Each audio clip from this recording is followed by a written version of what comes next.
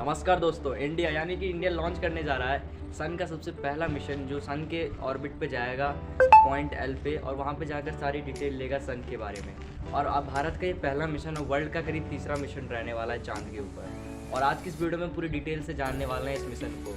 और चंद्रयान 3 के बाद इसे लॉन्च करने का डेट जो बताया जा रहा है वो 2 सितंबर को बताया जा रहा है 2023 में, जो करीब सुबह के 11:50 पे लॉन्च किया जाएगा। ये जो मिशन है वो लॉन्च हो रहा है आंध्र प्रदेश के श्रीहरिकोटा से, जहाँ पर SDSC करके स्पेस सेंटर है जिसका पूरा नाम है सतीश धवन स्पेस सेंटर, जहाँ से चंद्रयान 1, 2, 3 और ये मंगलयान जो मिशन था वो भी लॉन्च हुआ था।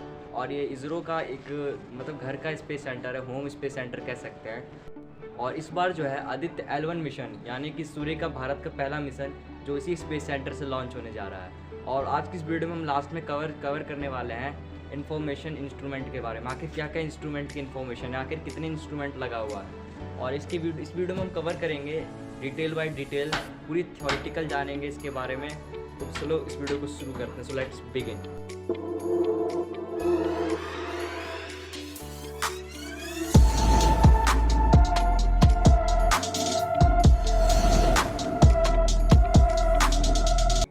2, 1, 0.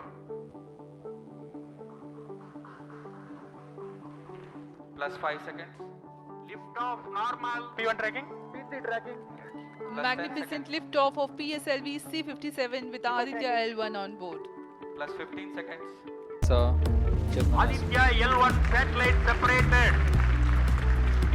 और जिसका इंतज़ार था वह पल आ चुका है कि पुष्टि कर दी गई है। Aditya L1 Aditya L1 mission accomplished. 235 by 19,500 kilometer, which is intended very precisely by the PSLV, very unique mission mode here. अब हमें जानना पड़ेगा कि आखिर आदित्य L1 मिशन है क्या।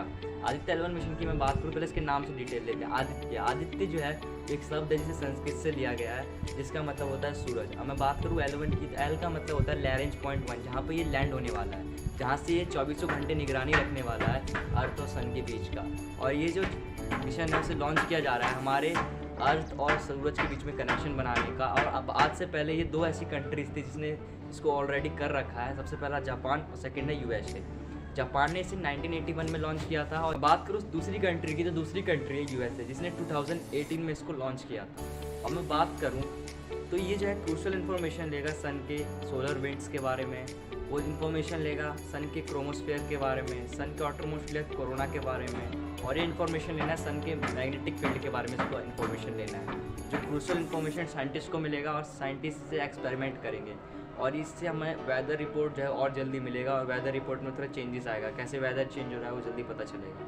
सिंपल सा रीज़न है इसको लॉन्च करने से पीछे, ठीक है। अब हम समझते हैं आखिर इसके लॉन्चर का क्या नाम था। इसके लॉन्चर मॉडल की मैं बात करूँ तो PSLV C-57 से इस बार ये लॉन्च होने वाला है 2 सितंबर 11:50 सुबह में। तो L1 पॉइंट की, तो L1 पॉइंट वो पॉइंट है अर्थ और सन के बीच का, जहाँ से जो है किसी भी रॉकेट को रख सकते हैं। और वहाँ पे जब लैंड करेगी इस पॉइंट में, मतलब जब रहेगी वहाँ से ये 24 घंटे निगरानी रखने वाली है सन के ऊपर। और ये क्रूशल डिटेल जो है हमारे साइंटिस्ट को भेजेगी।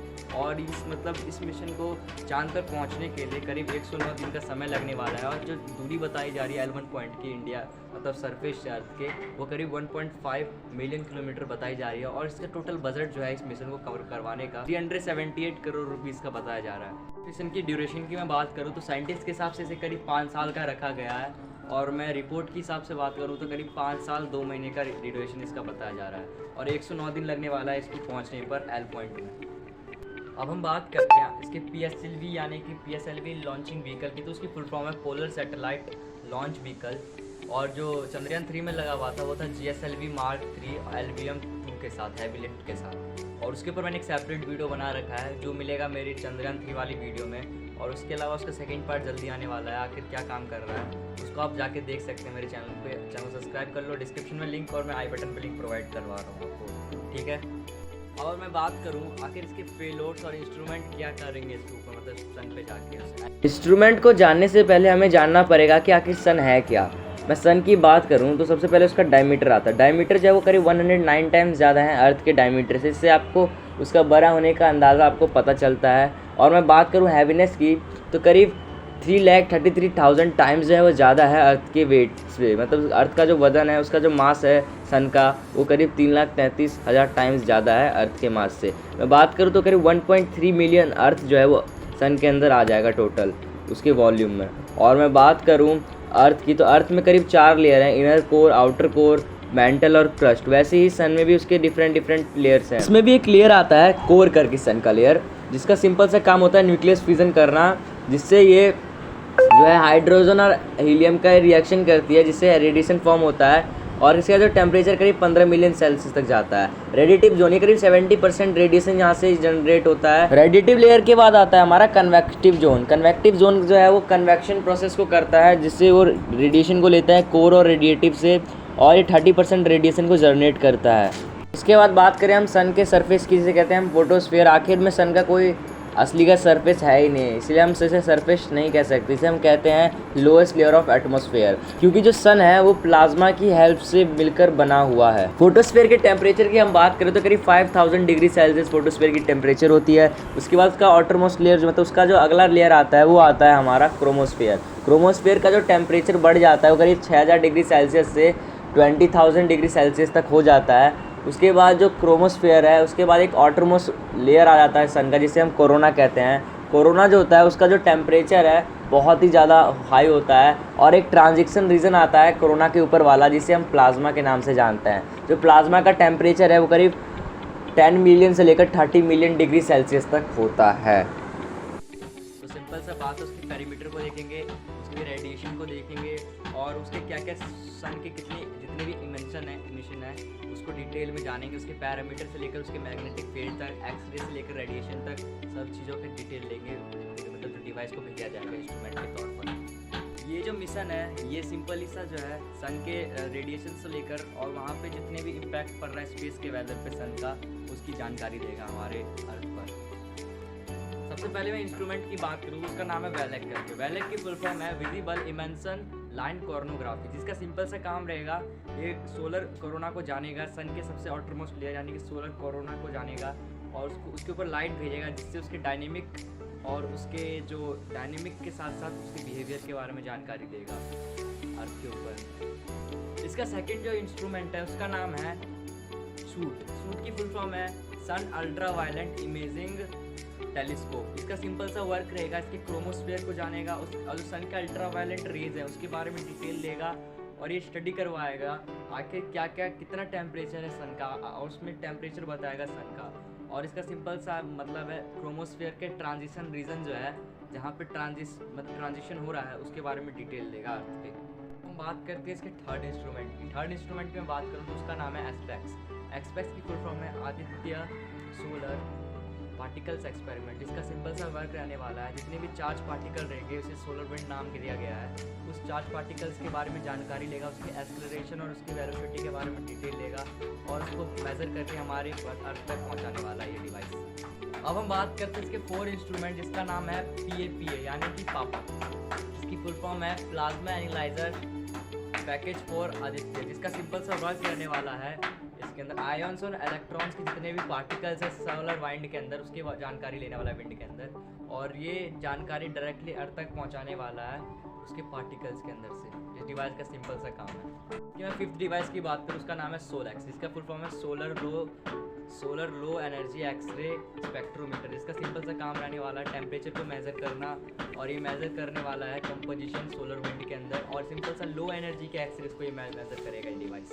अब हम बात करते हैं इसके 6 इंस्ट्रूमेंट की, जिसका नाम है HEL1OS, जिसका फुल फॉर्म है high energy L1 orbiting x rays spectrometer. जिसका सिंपल सा काम रहने वाला है, जो हाई एनर्जी के जो एक्सरेज होगा उसको मेज़र करेगा, सोलर फ्लेयर यानी कि जो मैग्नेटिक फील्ड के हिसाब से जो रेडिएशन छोड़ता है सन, उसके साथ जो विस्फोट होता है यानी एक्सप्लोजन होता है सबसे बड़ा, उसकी जानकारी लेगा, उसके एक्सप्लोजन के डायनेमिक और उसके जो एनर्जी जो रिलीज़ करता है वो एक्सप्लोजन के समय में, उसकी पूरी जानकारी देगा ये डिवाइस। अब हम बात करते हैं इसके लास्ट इंस्ट्रूमेंट की, जिसका नाम है एस्पेक्स। लेकिन इसमें 2 अंतर है। अगर मैंने जो पिछला वाला बताया था एक्सपेक्स, उसमें लास्ट में स्मॉल एक्स नहीं आता, उसमें बिग एक्स आता है और कैपिटल एक्स आता है मतलब। और इसमें जो इसी वाला मैं बता रहा हूँ एक्सपेक्स, उसके अंदर सबसे लास्ट वाला जो वर्ड है वो स्मॉल आता है। इसका सिंपल सा फुल फॉर्म है Aditya solar wind plasma analyser. इसका सिंपल सा वर्क रहने वाला है, ये जितने भी मतलब जो विंड रहेगा, सोलर विंड रहेगा, उसके प्रॉपर्टीज़ को जानने वाला है ये डिवाइस, और इसके बिहेवियर को जानेगा। अगर उसको प्रॉपर्टी को जान लिया, उसके अंदर वाइंड के आयन्स और उसके इलेक्ट्रॉन्स को जानेगा सबसे पहले, उसके बाद इसकी बिहेवियर को जानने के बाद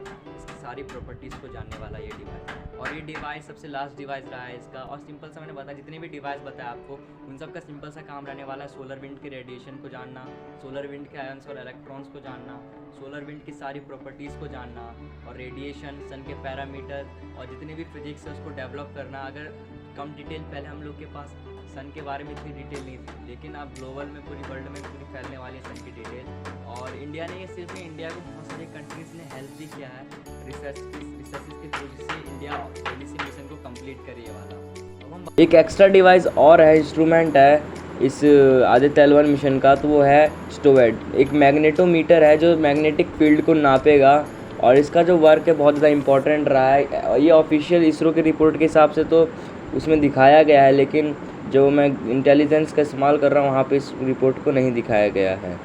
न्यू फिजिक्स को डेवलप करना सन के ऊपर, और ये काम करने जा रही है हमारी India one of the best country मानी जा रही है इस समय में, क्योंकि उन्होंने चंद्रयान 3 को सक्सेस किया है, और इनसे आइडियाज़ लेके, मंगलयान से आइडिया लेकर इस मिशन को कंप्लीट करने जा रही है। और ये मिशन इंडिया का फर्स्ट सन मिशन रहा है, और वर्ल्ड में तीसरे नंबर पर ऐसा कंट्री बनने जा रहा है इंडिया जो इस मिशन को करेगा। और ये मिशन करीब 5 साल 2 महीने तक चलने वाला है इसके ऊपर रिसर्च, और 109 दिन में जाके L1 पॉइंट पे लैंड करेगा। और इसकी मैं बात करूँ ग्लोबल कंट्रीब्यूशन की, तो ग्लोबल में कंट्रीब्यूशन इसका बहुत ज़्यादा रहने वाला है, क्योंकि इससे पूरी वर्ल्ड को आइडिया मिलेगा, अर्थ और सन के बीच में कनेक्शन बैठेगा, और लोग मतलब जितने भी कंट्रीज हैं उन सबको आइडिया मिलेगा, एजेंसी को आइडिया मिलेगा, जिससे वो और फ्यूचर प्लान डेवलप कर सकती है अर्थ को लेकर, और हमारा अर्थ आगे जा सकता है, और मतलब डेवलपमेंट हमारे countries all over the world में देखने को मिल सकता है।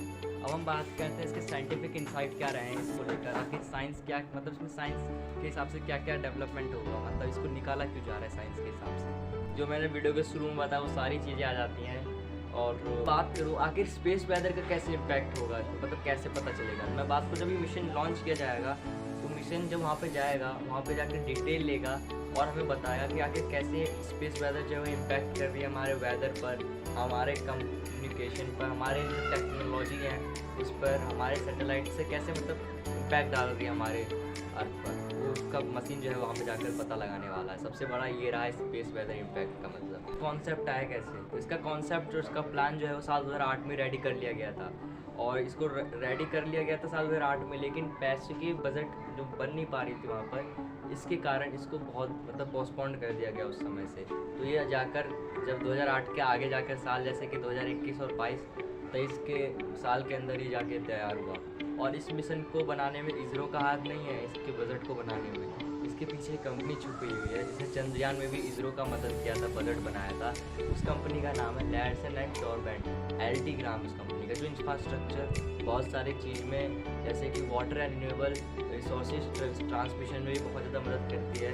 जो आपको स्क्रीन पर दिख रहा होगा, इन्होंने बहुत सारे कार्य करवा रखा है। और ये कैसी कंपनी है, मतलब वर्ल्ड का बेस्ट, इंडिया का बेस्ट और वर्ल्ड के बेस्ट कंपनी में भी इसका नाम आता है, जो इंफ्रास्ट्रक्चर बिल्डिंग बनाती है और बहुत सारे ऐसे काम करती है जो मैं आपको स्क्रीन पर दिखा रहा हूँ। और इस कंपनी ने सिर्फ ये मिशन नहीं, इससे आने वाले मिशन गंगायान जो 2024 में लॉन्च होगा, उसको चंद्रयान 1, 2, 3 और ये आदित्य L1 मिशन, तीनों में मतलब 5 जितने भी 5 मिशन है उनमें अपना कॉन्ट्रैक्ट दिया और इंडिया को आगे बढ़ाने में इनका बहुत बड़ा योगदान रहा है। तो थैंक करें जाके इस कंपनी को, और होपफुली कमेंट करें इस कंपनी को लेकर आपको क्या राय है। So thank you so much, आपने अपना बहुत ज़्यादा कीमती समय दिया वीडियो में।